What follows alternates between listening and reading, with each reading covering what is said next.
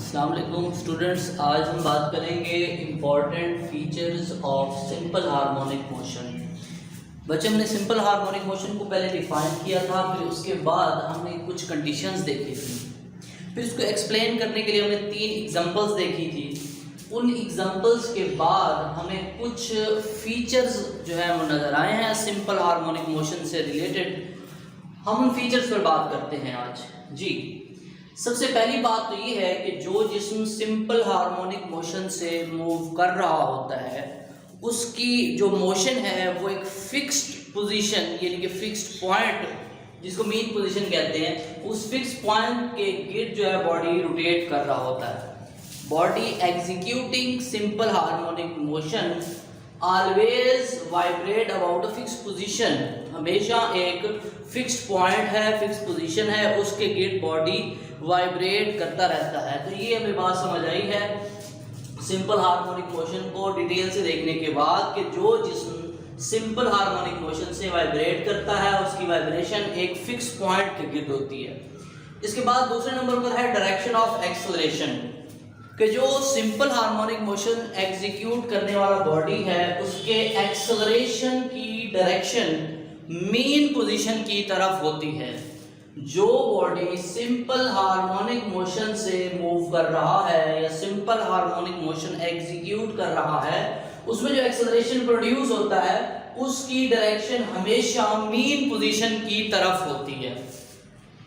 Ji, the direction of acceleration is always towards the mean position या acceleration is directed towards mean position। जी, इसके बाद है magnitude of acceleration. जो acceleration का magnitude है, body जो मूव कर रही है सिंपल हार्मोनिक मोशन से, उसमें जो एक्सेलरेशन प्रोड्यूस हो रहा है भाई वो डायरेक्टली प्रोपोर्शनल होगा डिस्प्लेसमेंट के। The magnitude of acceleration is directly proportional to displacement। Acceleration जो प्रोड्यूस हो रहा है वो डिस्प्लेसमेंट के डायरेक्टली प्रोपोर्शनल है। फिर इसमें एक और बात भी ऐड हो जाती है कि एक्सेलरेशन की वैल्यू मैक्सिमम कहाँ पे होगी, एक्सेलरेशन की वैल्यू मिनिमम कहाँ पे होगी।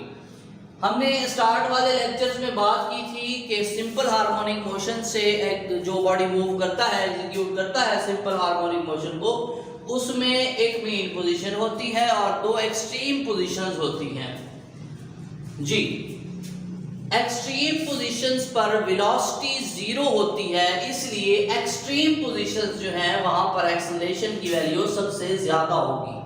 एक्सेलरेशन मैक्सिमम होगा एक्सट्रीम पोजीशंस के ऊपर, इंतहाई मकामात पर एक्सेलरेशन की वैल्यू ज्यादा होगी, जबकि मेन पोजीशन पर वेलोसिटी मैक्सिमम हो जाती है, इसलिए वहां पर जाकर एक्सेलरेशन की वैल्यू 0 हो जाएगी। जी, तो magnitude of acceleration is directly proportional to displacement. The value of acceleration is maximum at extreme positions A and B and 0 at mean position O। इसके बाद है velocity। जी, velocity जो है हमने देखी है कि जो एक्सट्रीम पोजीशंस हैं वहां पर velocity जो है वो 0 हो जाती है, मिनिमम हो जाती है, और जो मीन पोजीशन है वहां पर जाकर बॉडी की velocity मैक्सिमम हो जाती है।